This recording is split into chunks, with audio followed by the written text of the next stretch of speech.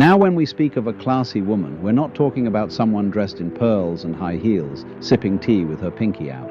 No, class is not the cut of a dress or the tone of one's voice, though things may dance around its edges. A truly classy woman is like still water, deep, calm, and clear. Not because she lacks power, but because she doesn't need to show it. She moves through the world quietly, but her quietness is not absence, it's depth.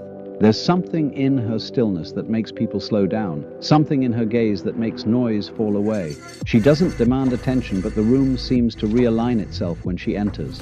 She speaks with presence, not just words. There's a quality to her tone that isn't easy to describe, but impossible to ignore. It's not sweetness, nor sharpness. It's sincerity. You feel it before you understand it. Her speech doesn't aim to impress, it aims to connect. Each word she utters seems to have been weighed not for cleverness, but for truth. There's no rush, no anxiety to be heard, no need to fill the air. She trusts silence, trusts that what is real will find its place. When she listens, she really listens. You feel her attention like sunlight through glass, gentle but unwavering. She doesn't wait for her turn to speak. She's not listening to respond. She's listening to receive. Her focus doesn't scatter across screens or wander to unfinished thoughts. It rests with you. In her presence, you feel noticed, not as an object of curiosity, but as a being of worth. When she responds, it feels as if she has understood not only your words, but the spaces between them. That is what makes her presence unforgettable. She carries an unspoken invitation to slow down, to meet the moment, to be here. You can't fake that kind of presence.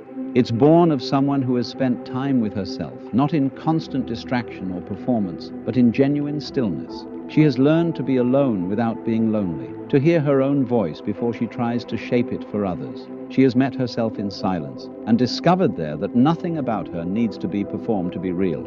She has become fluent in quiet. Her calm is not a costume, it's a reflection of understanding. She's met her fears, her doubts, her pain, and instead of running, she sat with them until they softened. In that sitting, she learned patience. She learned that strength isn't about force, but about presence. She doesn't rush to fix every discomfort, doesn't scramble to fill every silence. She allows life to breathe. There's a rhythm to her, like a tide that knows exactly when to rise and when to fall. When she speaks, her words flow from that rhythm, unhurried, deliberate, alive. Her voice doesn't command attention, it earns it. People lean in, not because she's loud, but because she's real. Even in disagreement, she never loses her center. She doesn't raise her voice to win. She doesn't weaponize words to wound. Instead, she pauses, breathes, lets space exist between impulse and response. In that space, wisdom lives. Her restraint isn't cold, it's clarity. She knows the difference between reaction and response, between being right and being in truth. You see, she doesn't measure her worth in approval or applause. Her validation doesn't come from being liked, it comes from being aligned. There's no need for her to dominate, because she knows that control is an illusion. Real power lies in composure, in choosing peace when chaos invites you to join its dance. And it's not that she hasn't known pain. She has. She's been misunderstood, underestimated, perhaps even betrayed. But instead of letting the world harden her, she let it refine her. Pain became her teacher. Solitude became her sanctuary.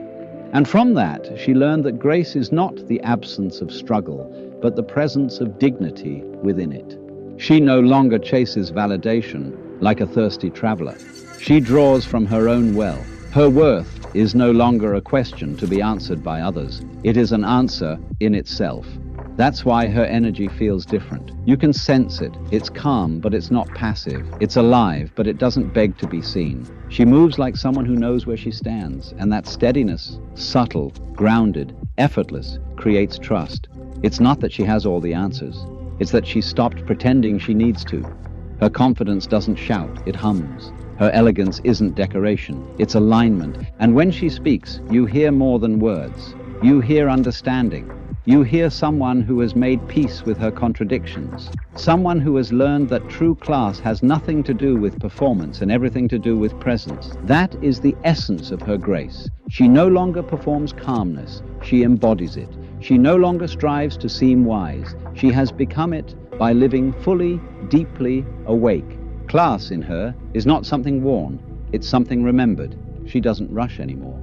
There was a time when she did, when she hurried to meet expectations that weren't her own, when she filled silence with explanations, apologies, or nervous laughter just to keep others comfortable. But somewhere along the way, she learned that peace doesn't grow in noise. Now, her rhythm has changed. There's a measured calmness in her movements, an unspoken patience in her eyes, as if she's learned that not everything demands a reaction. She's not detached, far from it. She feels deeply, but her feelings no longer spill out without direction. They move through her, like water finding its way around stone. She's learned to let emotions pass without drowning in them. That doesn't mean she's unshakable. It means she trusts her ground enough to tremble and still remain standing. You notice this when she speaks. Her words don't come from the surface. They come from somewhere lower, steadier. There's thought in them, but also warmth. You can tell she doesn't speak to prove. She speaks to share. Her sentences breathe. They begin softly, rise gently, and settle without leaving residue. There's no sharpness, no hidden need to dominate. Conversation with her feels like being drawn into still air after a storm. In a world that glorifies speed, she has mastered the pause. When someone disagrees, she doesn't rush to defend herself. When tension rises, she doesn't add to it. There's that tiny moment, a breath that she takes before responding. And in that breath, everything changes. It's as if she steps aside from the pull of reaction and returns to something older, wiser, unshaken. People around her feel it too. They start breathing slower, speaking softer without realizing why. This composure isn't a mask. It's the result of unlearning. She used to think control meant holding on, managing every detail, every impression, every outcome. But the harder she tried to control, the more life resisted. So she began to release, little by little, until she discovered that what remains after letting go is not emptiness, but freedom. The kind of freedom that feels like exhaling after years of holding your breath. She carries that release everywhere now. When someone misunderstands her, she doesn't rush to explain. When a moment ends, she doesn't chase what's already gone. Her peace no longer depends on the approval or understanding of others. That's the quiet power that people sense in her, the authority of someone who belongs to herself. She doesn't mistake quiet for weakness. Quietness to her is clarity. It's a form of knowing. It's the moment when you realize you don't need to fill space to occupy it. And because she no longer competes for attention, attention finds her naturally. People feel at ease around her. They open up, speak freely, as if her calm has given them permission to soften too. There's something healing in that. Not because she tries to heal anyone, but because she lives in a way that reminds others of what stillness feels like. Her serenity doesn't shout, "Be like me." It whispers, "Remember yourself." And yet, her calm isn't born from perfection. She's been through storms, real ones. There are days she still feels the echo of old wounds, but she's made peace with the scars. They've become part of her story, not stains but signatures. Pain has taught her discernment. Solitude has taught her strength. She knows now that both are teachers disguised as loss. When she walks into a room, there's a sense of quiet recognition, even from strangers. Not admiration exactly, but respect. The kind of respect that comes unspoken, the way people lower their voices in a cathedral. They sense she carries something sacred, not religion, not mystery, but self-possession. She belongs to no one and nothing but the truth of her own being. Her silence is not withdrawal, it's intention. She doesn't speak to fill the air or act to fill the hours. Every word, every choice has weight because she's no longer scattered. Her focus has narrowed to what truly matters, and that gives her an unusual depth. She lives deliberately now, no longer rushing toward every spark, no longer reacting to every noise. She knows that not everything requires her energy, and that discernment has become her greatest grace. Still, she is not unreachable.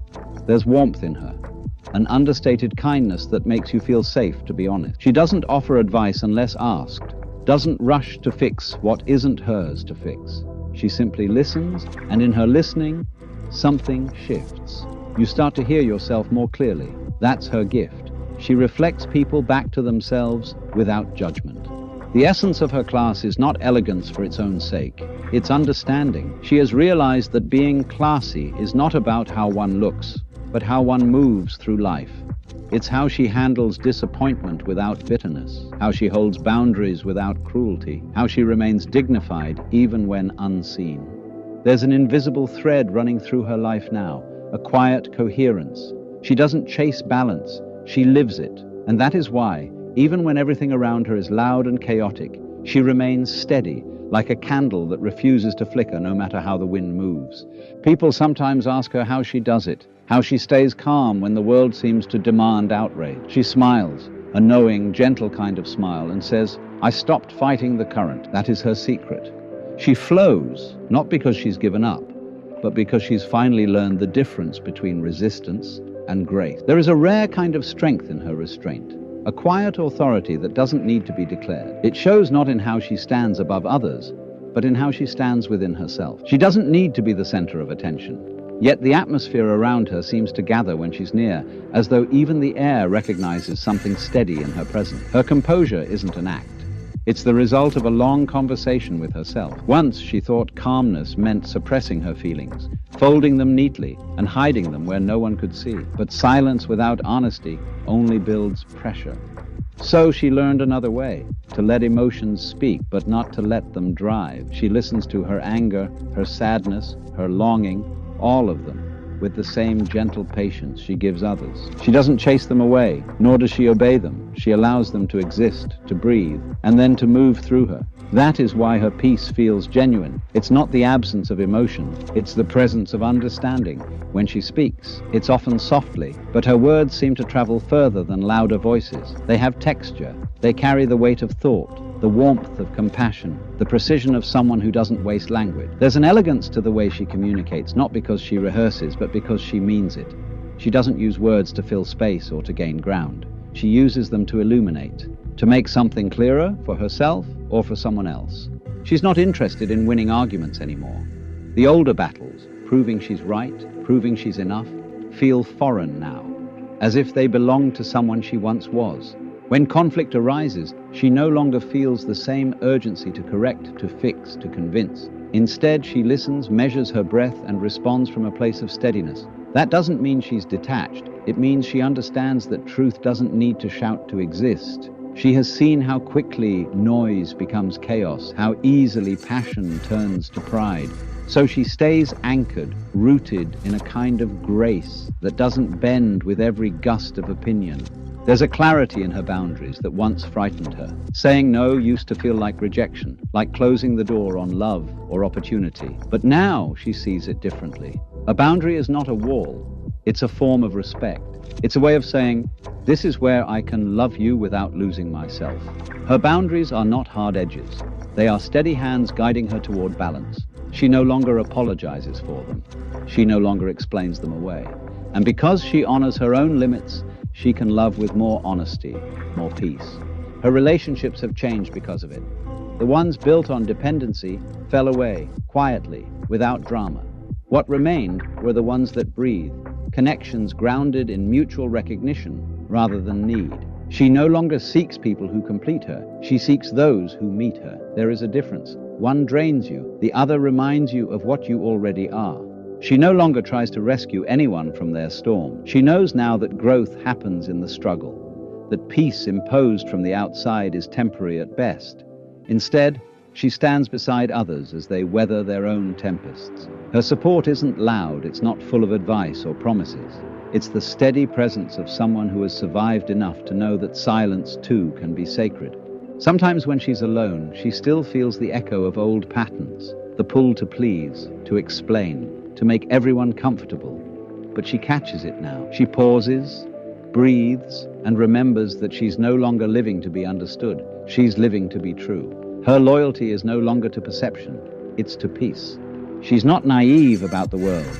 She knows how easily kindness can be mistaken for weakness, how softness can be exploited by those who mistake openness for submission, yet she doesn't let that harden her. Her kindness is no longer naive. It's chosen. It's not something she gives out of obligation, but something she offers with discernment. She's learned that kindness without boundaries becomes self-erasure. And so she gives freely, but not blindly. People often describe her as calm, but that calmness is only the surface. Beneath it, there's a fire, not the chaotic kind that burns to destroy, but the kind that warms, illuminates, and transforms. It's a quiet fire, one that doesn't announce itself, but sustains her from within. You see it when she looks at the world, not with judgment, but with depth. She observes more than she reacts. She feels deeply, but doesn't cling. There's a mature tenderness in her gaze, as if she understands that everything is temporary, yet everything deserves care while it lasts. There's beauty in the way she carries impermanence. She doesn't grasp tightly at people, at moments, at outcomes. She lets things come, and she lets them go. That doesn't mean she loves less. It means she loves honestly, without possession, without fear, because she has learned that the only love worth keeping is the kind that breathes freely, uncontained. You can sense that freedom in her laughter too. It's rare, but when it comes, it's real, unforced, unguarded. It's the sound of someone who no longer negotiates her joy. She doesn't laugh to belong or to charm. She laughs because something in that moment is true. And that's the quiet brilliance of her. She has become true. Not perfect, not unshaken, but whole. Everything about her, her speech, her silence, her kindness, her restraint, flows from that wholeness. She no longer performs peace. She embodies it. She doesn't search for meaning in every moment. She lives it. What makes her presence unforgettable is not mystery. It's honesty. The kind that doesn't need to be explained. The kind that makes you feel, without knowing why, that you are safe to be real too. There is something unmistakable about the way she carries herself. An ease that doesn't come from certainty, but from trust. Not the naive kind of trust that assumes the world will be kind, but the deeper kind that knows she will be able to meet whatever comes. It's a quiet faith in her own resilience. She doesn't try to predict the future anymore, doesn't measure every choice by how safe it feels. She's learned that safety isn't the absence of risk, it's the presence of self-connection. Her life has taken turns she never planned. There were times when everything she built fell apart, when people she counted on disappeared without explanation, when the version of herself she thought she was supposed to become no longer made sense. For a while, she resisted.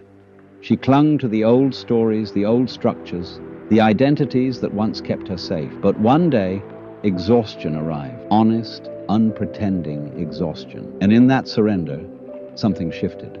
She realized that control is a beautiful illusion, comforting but costly. That most of what we call stability is just our attempt to delay the inevitable movement of life. So she stopped fighting the current, not out of defeat, but out of understanding.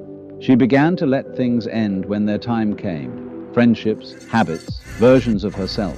She let them go, sometimes with pain, sometimes with peace. And in their absence, space appeared. Space she had never allowed before. That space became her teacher. It showed her that clarity doesn't always arrive with answers. It often arrives with silence. In that silence, she began to listen differently, to her instincts, her body, the subtle rhythms of her own life. She stopped asking, "What do they think of me?"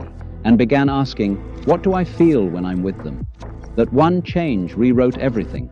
She started choosing peace over excitement, truth over approval, solitude over shallow connection. It wasn't an easy shift. The world doesn't reward stillness. It praises the busy, the loud, the visible. But she grew tired of proving her existence through motion. She wanted to feel alive, not just appear to be. So she withdrew, not out of bitterness, but to breathe, to recalibrate, to remember who she was when no one was watching. In that quiet retreat, she met a truer version of herself, less polished, but more alive. She found that her worth had nothing to do with how much she accomplished or how many people admired her. It had everything to do with her ability to stay honest with herself, to notice when something felt off, and to have the courage not to ignore it. She began to live differently. She started to say no to things that drained her, even when they looked good on paper. She said yes to small moments that didn't make sense to anyone else. Reading in the morning light, walking without a destination, talking to the sky. Her life became simpler, but richer. Slower, but more vivid. And she discovered something unexpected. The more she honored her inner rhythm, the more life began to align around her. Opportunities appeared naturally. Relationships deepened. She stopped chasing alignment and started embodying it. People often talk about manifestation, about calling things in, but she found that true manifestation was not about calling anything at all. It was about clearing space so what was meant for her could finally find its way. She knows now that peace is not a destination, it's a discipline. It's the quiet daily choice to stay rooted when fear invites you to run. It's the decision to keep your heart open even when you've been hurt. It's the grace of forgiving without forgetting the lesson. This doesn't mean she floats above life untouched. She still feels everything: the sting of disappointment, the ache of endings, the uncertainty of beginnings. But she no longer treats those moments as enemies. They are part of her. She lets them pass through her like weather. She's learned that storms don't last, but they do clean the air. She moves through the world now with a kind of quiet authority, the kind that doesn't need validation to exist. When she walks into a room, she doesn't demand attention. She brings balance. People notice, but they can't explain it. It's not confidence in the usual sense. It's coherence. Her inner and outer selves finally match. Her presence has weight, not because she tries to be impressive, but because nothing about her is wasted anymore. Every gesture, every glance, every word carries intention. Not calculated, but conscious. It's as if she has learned to move only when movement matters. And in that restraint lies her power. Sometimes people mistake her stillness for coldness. They think she's distant because she doesn't overshare, doesn't rush to fill silence. But they're wrong. She's not withholding. She's discerning. She has simply learned that energy is sacred, and not everyone is meant to hold a piece of hers. She gives what she gives fully, but selectively. Her kindness remains intact, it always will, but it's no longer naive. She knows now that love without boundaries becomes self-destruction. She no longer calls it compassion when she's tolerating chaos. She no longer confuses forgiveness with access. She understands that sometimes the kindest thing you can do for yourself and for others is to step back. Her grace isn't ornamental, it's functional. It's how she navigates life without losing herself to it. It's the way she stays soft without being small, gentle without being fragile. And through it all, she remains grounded in an inner knowing that can't be shaken by circumstance. What she's discovered is simple, though few live it fully. Peace isn't found when life stops being difficult. It's found when you stop abandoning yourself in the midst of difficulty. She's no longer waiting for calm seas. She's learned to be still within the storm. That is her quiet revolution. She doesn't speak it, doesn't preach it. She just lives it, breath by breath, moment by moment, until everyone around her begins to feel that same stillness rise inside them too. There's a moment that happens in her presence, a subtle shift that most people can't quite explain. It isn't dramatic, it isn't loud, but it's real. The air seems to soften. The noise of the room, the static of hurried thoughts, begins to fade. Something about her stillness invites others to return to themselves, not because she demands it, but because she embodies it. Her calm has gravity. It gathers what is scattered. She doesn't claim to have figured life out. She doesn't wear wisdom as a crown or speak as though she has answers. What she has is perspective, born not from books or ideals, but from living deeply, from falling apart, and more importantly, from staying present while doing so. There were times when her silence came from fear of saying the wrong thing, of being misunderstood, of not being enough. But those days are gone. Now her silence is strength. It's not the absence of voice, it's the mastery of it. She has learned that timing matters, not just what is said, but when and why. She knows that truth spoken in haste becomes a weapon, while truth spoken in awareness becomes medicine. So she waits. She listens to the pulse of the moment. When she finally speaks, her words land with precision, not because she rehearsed them, but because they were meant to arrive exactly then. It's strange how rare that is now. Presence.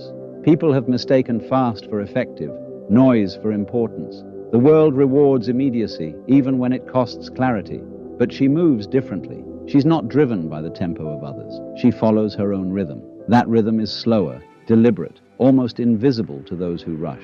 Yet everything she does within it seems to carry more weight, more authenticity. She's discovered that to move with awareness is to move in alignment.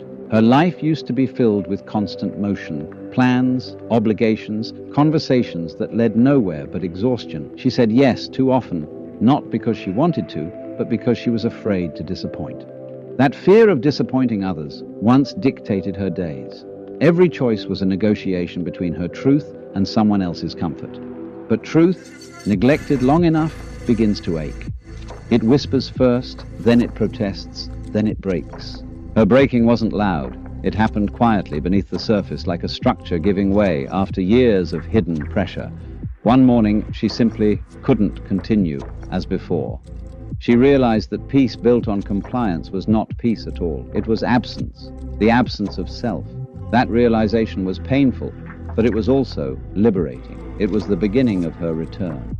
Now she lives differently. She honors her time the way one would honor something sacred. She gives it carefully, intentionally. She knows that every yes is a contract, a piece of life that will never return. So she signs fewer of them now.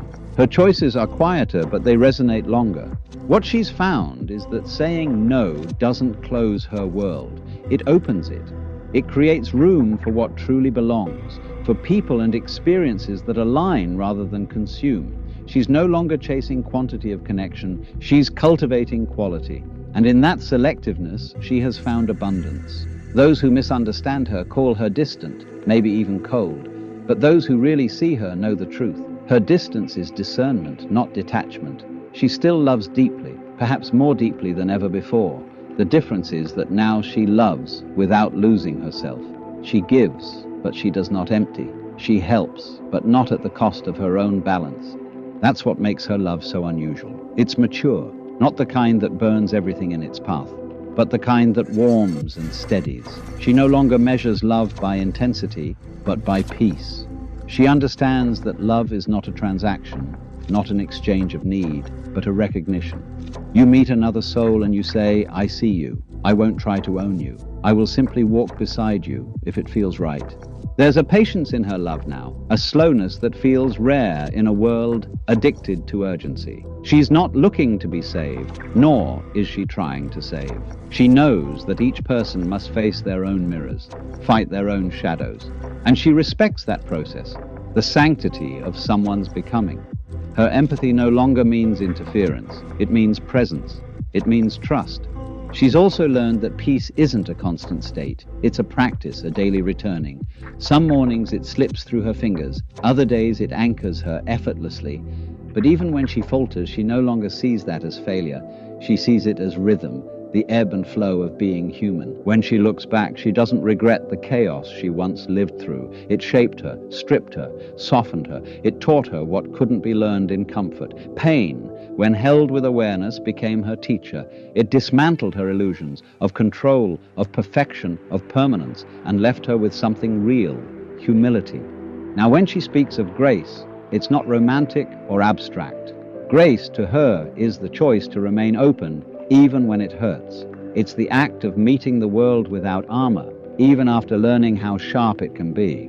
Grace is not about floating above the mess of life. It's about moving through it with dignity and tact. There's a quiet courage in that, a kind that doesn't seek recognition. She doesn't post her resilience online. She doesn't advertise her healing. Her growth happens in silence, in the private spaces between sunrise and sleep, and that's where her true transformation lives. In the moments no one sees, when she chooses kindness over bitterness, understanding over reaction, calm over control. It's not perfection that defines her, it's consistency.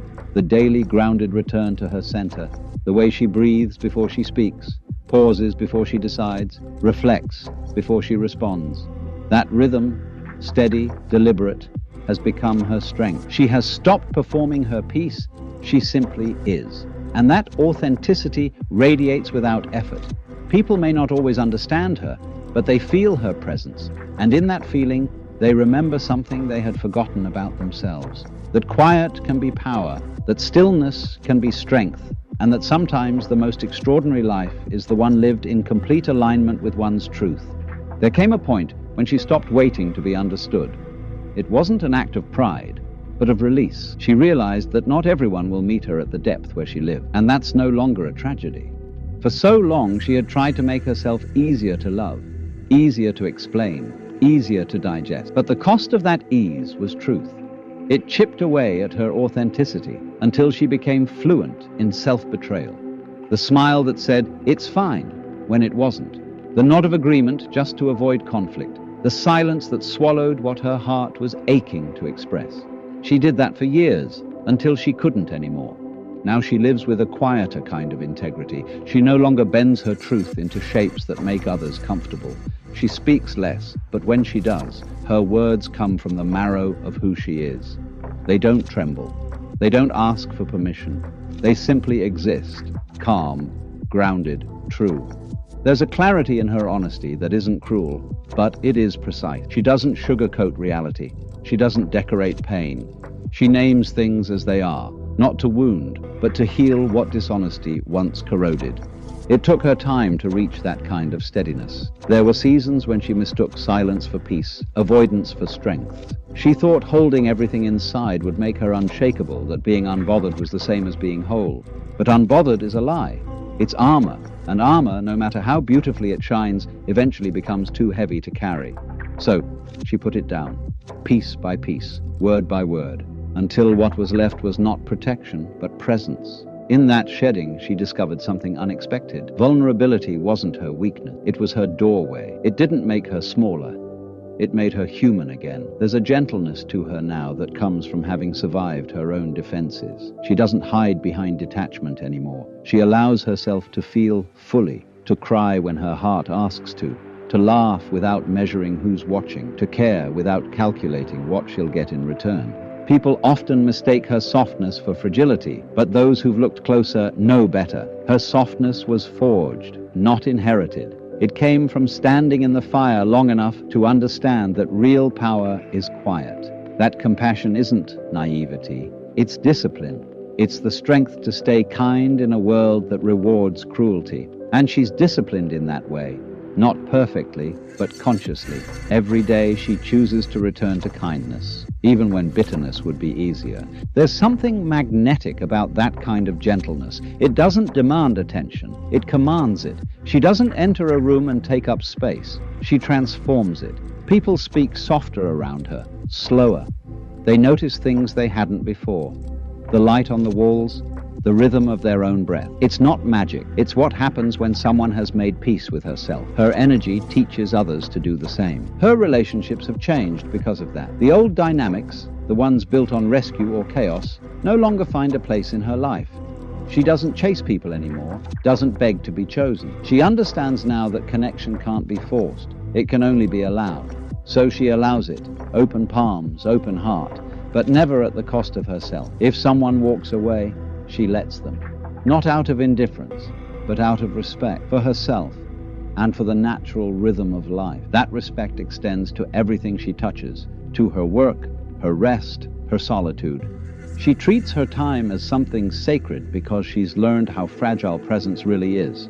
The hours once wasted on trying to prove her worth are now spent on things that nourish her. Reading, walking, silence, the small beauty of an ordinary morning. She's no longer chasing big moments, she's collecting honest ones.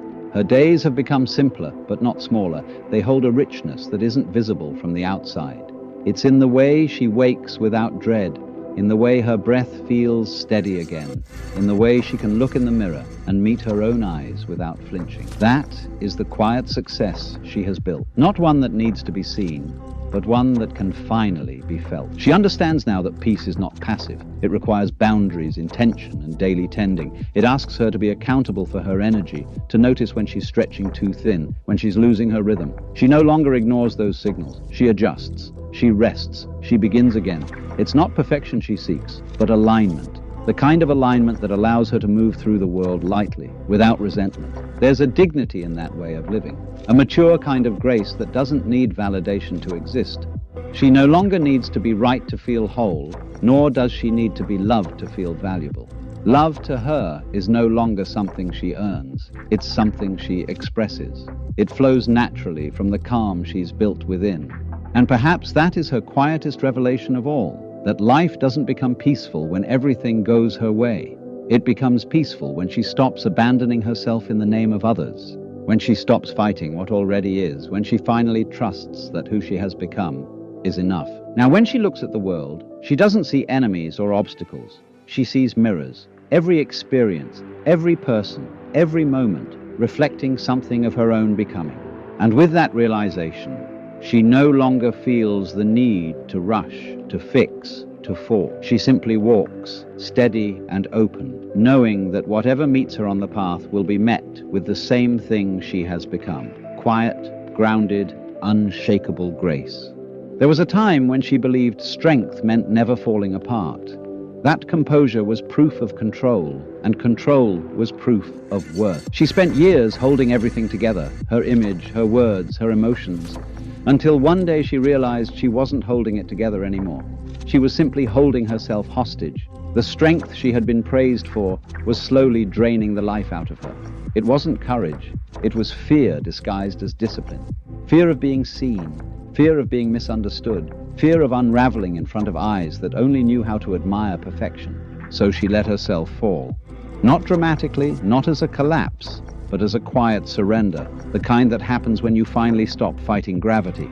It was messy at first, grief, confusion, silence. But what she found in the wreckage wasn't weakness, it was relief. Beneath all that holding, she discovered a softness that had been waiting for air. And in that softness, there was a different kind of strength, one that didn't demand endurance, but presence. Now she lives from that place. Her life isn't about appearing unbreakable anymore.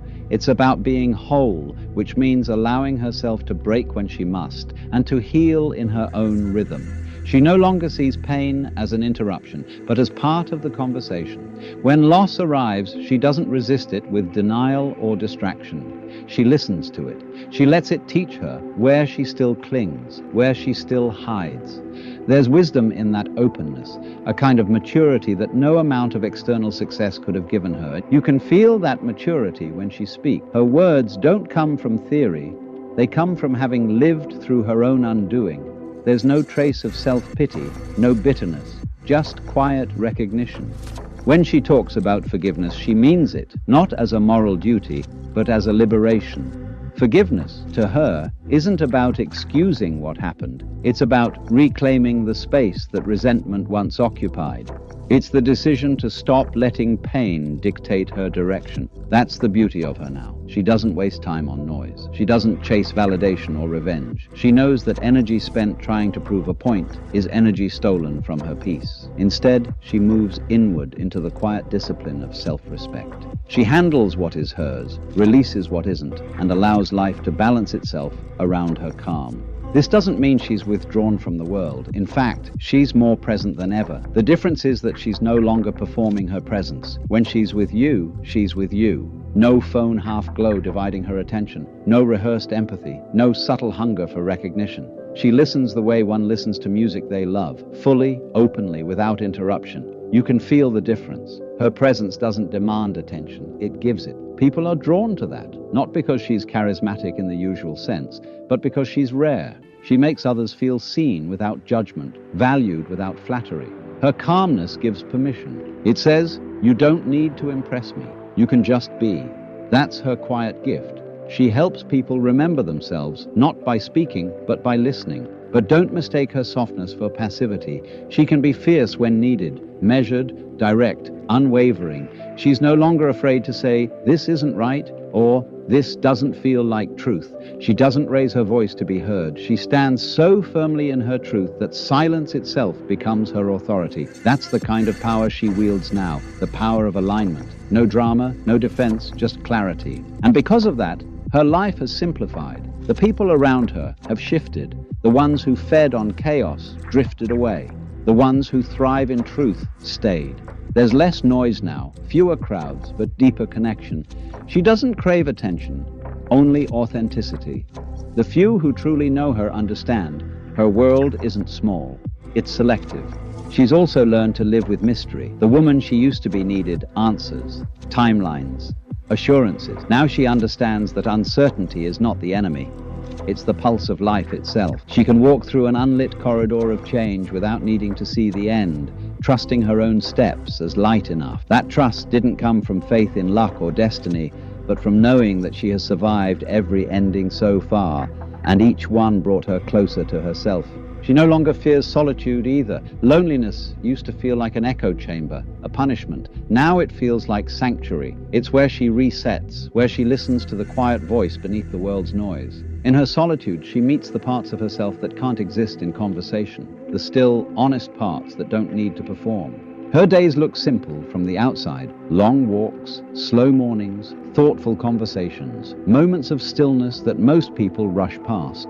But simplicity, she's found, is a form of sophistication. It's not the absence of ambition, it's the presence of purpose. Every choice now has weight because it comes from awareness, not habit. There's a line she often remembers, though she can't recall where she heard it. The quieter you become, the more you can hear. That has become her way of living. She listens more than she speaks, observes more than she reacts. The world unfolds for her not because she controls it, but because she allows it. And perhaps that's what defines her most now. This ability to exist without needing to win, to prove, to outshine. She's content to glow softly in her own rhythm. That glow isn't for show. It's the reflection of peace earned the hard way. The kind of peace that isn't dependent on circumstances but rooted in understanding. She knows who she is. She knows what she values. She knows that grace doesn't mean standing above the storm, but moving through it without losing her light. When you see her now, unrushed, steady, unpretending, you understand that real evolution doesn't shout.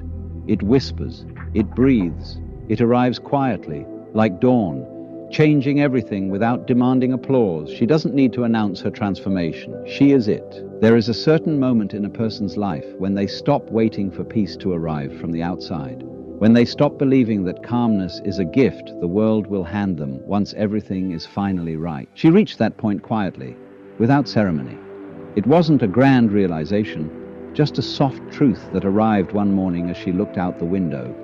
Life would never slow down enough to give her peace. She would have to build it herself. And so she began to do exactly that. Not through control or perfection, but through small, deliberate acts. She started by protecting her mornings. No phone, no noise, no rush, just breath, stillness, and the gentle awareness of being alive. Those first few minutes became sacred, a kind of invisible boundary between the world's demands and her own essence. It changed her.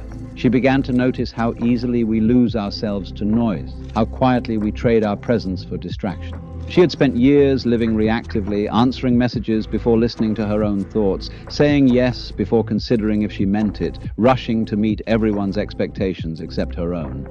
That old rhythm had left her drained, busy, but unfulfilled. So she began to slow everything down, to move at the pace of truth, not of urgency. It wasn't easy. Slowing down meant she had to feel things she'd long outrun. The ache of unhealed wounds, the fatigue of constant proving, the quiet fear of stillness itself. There's a strange discomfort in calm when you've lived too long in chaos. It feels almost like withdrawal, but she stayed with it, breath by breath, until stillness no longer felt foreign. It felt like home. Her sense of self began to deepen in that quiet. She realized how much of her identity had been shaped by reflection, by the way others saw her, needed her, misunderstood her. For the first time, she began to see herself without a mirror, not as a role, friend, lover, professional, but as a being. That shift changed everything. When you stop performing, you start existing. She found that peace wasn't a single state, but a sequence of choices. Choosing to respond instead of react, choosing to rest instead of justify exhaustion, choosing to forgive instead of carry, choosing to walk away without needing to explain why. Each decision built a kind of quiet structure within her, something unshakable yet flexible, the architecture of inner freedom. The more she practiced it, the less she felt pulled by the chaos of others. She still cared deeply, but she no longer confused empathy with absorption. Other people's storms no longer dictated her weather. That was a revelation. To love without losing herself, to be present without being consumed, to stand near the fire without having to burn. This wasn't detachment, it was clarity. She could finally tell the difference between compassion and compliance, between helping someone and enabling them, between being kind and being available to everyone at all times. That clarity cost her a few relationships, the ones built on her endless giving, but it also gave her something far more valuable: authenticity. The people who remained in her life now meet her in truth. The conversations are slower, richer. There is no performance, no hidden transaction, just presence. Real connection requires space, and she has finally made room for it. What surprises her most is how much beauty she had been missing, the kind that hides in the ordinary, the hum of morning light, the weight of a quiet evening, the way laughter lingers a little longer when no one is trying too hard. She used to chase excitement, thinking that aliveness lived in intensity. Now she knows that the most profound moments are the subtle ones, the ones that don't announce themselves. There's grace in how she moves through life now. She no longer demands perfection from her days. If things fall apart, she doesn't collapse with them. If something ends, she doesn't rush to fill the space. She understands that endings aren't failures, they're invitations. Life expands through release. The moment you stop clinging, you begin to see how much was always waiting for you. She still has days of doubt, of course. No one escapes that. But doubt no longer derails her. It visits like weather, temporary, passing, informative. She listens, learns, and continues. There's a rhythm to her resilience now, one that doesn't rely on adrenaline but on trust. It's not the naive trust that assumes everything will be fine, but the deeper kind, the trust in her own ability to face whatever comes, to stand steady, to adapt, to rebuild if she must. That's the foundation of her calm. Not control, not denial, but faith in her capacity to return to herself. Sometimes, late at night, she sits by the window and watches the city lights move like distant stars. She no longer feels the need to chase them. For the first time in her life, she's content to watch. There's a completeness in that stillness, a recognition that she doesn't need to be anywhere else, become anyone else, achieve anything else to feel alive. Her peace is no longer fragile. It doesn't depend on quiet surroundings or perfect circumstances. It exists in motion, in noise, in the midst of imperfection. It's the kind of peace that follows her wherever she goes, because it isn't built on conditions, it's built on presence. That's the lesson she carries now. Peace isn't found, it's remembered. It's not something you earn once life is fixed. It's something you awaken to, moment by moment, when you stop fighting what already is. And so she walks forward, not chasing calm, but embodying it. The world around her may still roar, but she moves through it like a whisper, steady, grounded, untouchable. There comes a point when silence becomes more than just an absence of sound. It becomes a way of being. For her, this wasn't a sudden enlightenment, but a slow realization, one built over countless moments where words had failed her and noise had left her empty. She began to understand that true stillness doesn't come from the outside world growing quiet. It comes from no longer needing to respond to everything, from learning the art of letting things pass through her without clinging to them. There was a time when she couldn't bear that silence. It used to feel like loneliness, like the echo of something missing. Back then, every pause demanded to be filled with conversation, with activity, with people who distracted her from the weight of her own thought. But somewhere along the way, she grew tired of the performance, of constantly trying to convince herself she was fine, when deep down she was just afraid to sit alone with her truth. So she stopped running. At first, solitude was uncomfortable. It forced her to confront herself without the usual noise, without the comforting illusion of purpose that comes from busyness.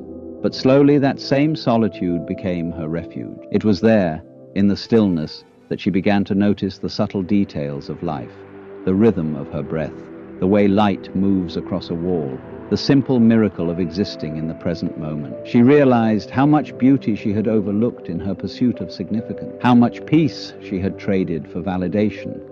Now, she no longer sees silence as emptiness. To her, it's a presence, a quiet, vast space where life can finally be heard. In silence, she listens to her intuition, to the faint voice of truth that doesn't shout but always knows. It guides her gently, without urgency, showing her when to act and when to wait. That trust has become her compass. It's strange how, when she began to live this way, the world started to change around her. People treated her differently, not because she said more, but because she said less. There was something about her restraint, her lack of reaction, that carried weight. She no longer felt the need to explain herself, to defend every boundary, to justify her peace. Her calmness became its own language, clearer than any argument. That's the thing about true presence. It doesn't argue, it doesn't chase, it simply is. She learned that when you stop trying to be understood, you start to understand yourself. And from that understanding comes a kind of quiet authority, the kind that doesn't demand respect but naturally earns it. Her world grew smaller, yes, but also deeper. The people who remained in her life were those who valued silence as much as words, who didn't need constant noise to feel connected. With them, she could share space without the pressure to fill it. They could walk together in quiet and still feel seen. That's when she realized that true intimacy isn't built through constant communication, but through mutual presence. She also began to notice how differently she moved through time. Her days no longer blurred together in a rush of tasks and deadlines. Instead, they unfolded like a slow conversation with the universe. one where she was both the listener and the speaker. She noticed how even the simplest moments, a cup of tea, a conversation with a stranger, the sound of rain, could feel sacred when met with full attention. Life had always been offering her this quiet beauty. She had just been too distracted to receive it. And yet, even in her calm, she remains deeply human. There are still days when doubt creeps in, when old habits whisper that she should be doing more, achieving more, proving more, but she catches it now. She smiles at the old voice that used to rule her life and whispers back, "I don't need to rush anymore." That single thought has become her anchor. She's no longer interested in being admired for her serenity. The image of the calm woman, poised and untouchable, no longer appeals to her. She's not performing peace, she's living it. Her calm has edges. It feels, it bends, it breathes. There's movement inside her stillness, a quiet aliveness that doesn't need to prove its depth. When others come to her for advice, she rarely gives answers. Instead, she listens, and in her listening, people often find their own truth. That's her gift. She doesn't impose wisdom, she reflects it. Being around her feels like standing near water, clear, still, and honest enough to see yourself in. Her boundaries are now instinctual. She doesn't need to announce them or defend them. They're woven into her being. When someone crosses them, her silence speaks louder than confrontation ever could. Not out of spite, but from knowing that not every battle is worth her energy. Peace for her isn't about avoiding conflict. It's about recognizing where her energy belongs. There's a maturity in that kind of discernment. It's not built on detachment, but on presence. The ability to meet each moment exactly as it is, without needing to label it as good or bad. That neutrality gives her freedom. She can experience pain without becoming bitterness, joy without clinging to it, success without arrogance. She moves through the world like someone who has nothing to prove because she truly doesn't. Her worth isn't something she negotiates anymore. It's quiet, steady, self-contained. People feel it before they understand it. They sense that she's grounded in something unshakable. Not belief, not ideology, but self-knowledge. And in that knowledge, she's found something rare, contentment. Not the fleeting kind that depends on circumstance, but the kind that comes from alignment, from living each day in harmony with what feels true.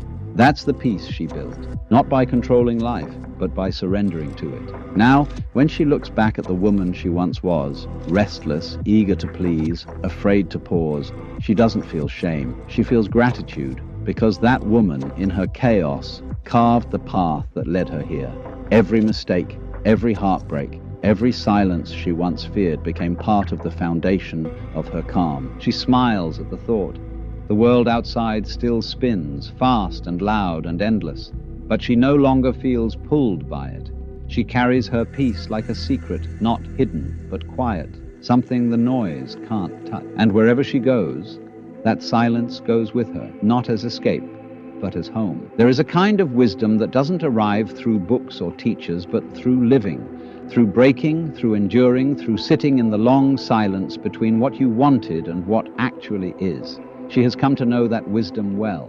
It moves through her now, quietly, like a current beneath calm waters. She doesn't flaunt it, doesn't quote it. It's in the way she pauses before speaking, the way she looks at people and actually sees them, the way she no longer tries to fix what isn't hers to mend. For most of her life, she thought growth was something that happened loudly. She believed it looked like achievements, milestones, applause. But the truest transformation she discovered was almost invisible. It didn't look like victory. It looked like acceptance, like breathing deeply after years of holding your breath, like forgiving yourself for the things you did when you didn't know better.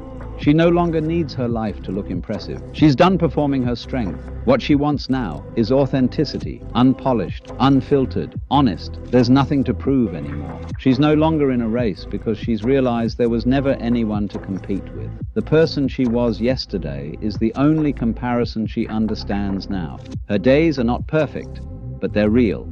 She wakes with purpose, not pressure. Her routines are simple: coffee, quiet, movement, reflection. But they anchor her. In those small acts of care, she builds a sense of continuity, a home within herself. It's not dramatic, but it's sacred. The world outside her window remains unpredictable, sometimes harsh, sometimes beautiful. Yet her inner world no longer mirrors its chaos. She's learned that the mind doesn't have to follow every storm. You can watch the clouds without becoming the rain.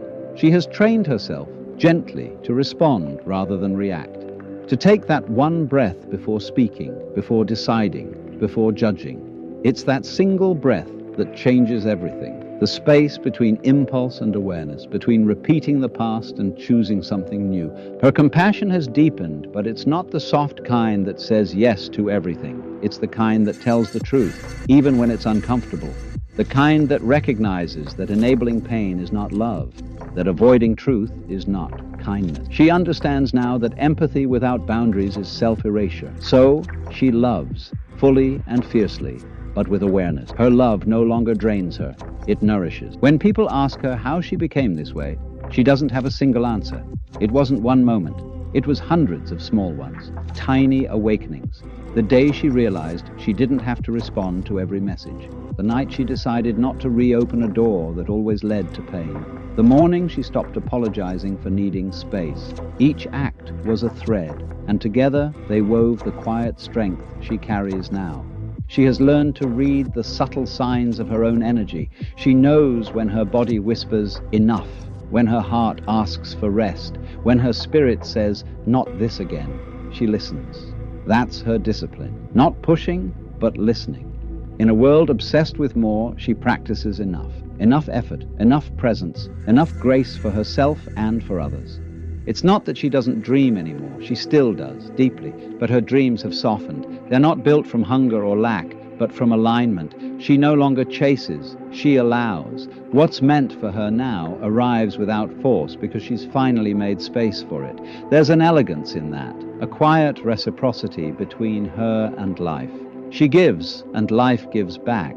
Not always in the way she expects, but always in the way she needs. Sometimes people tell her she seems fearless. She isn't. She feels fear often, but she doesn't let it decide for her. She has learned to walk with it, to recognize its voice but not obey it. Fear to her is simply proof that something meaningful is near. Instead of shrinking from it, she leans in, asks, what are you trying to protect? That conversation with herself has become her most intimate practice. She's no longer afraid of endings either. She's seen enough of them to know that they aren't deaths, but transitions. Every time something fell apart, something else quietly began. That pattern taught her trust. Even in grief, even in loss, there is movement, a hidden mercy unfolding beneath the pain. So now, when something ends, she doesn't cling.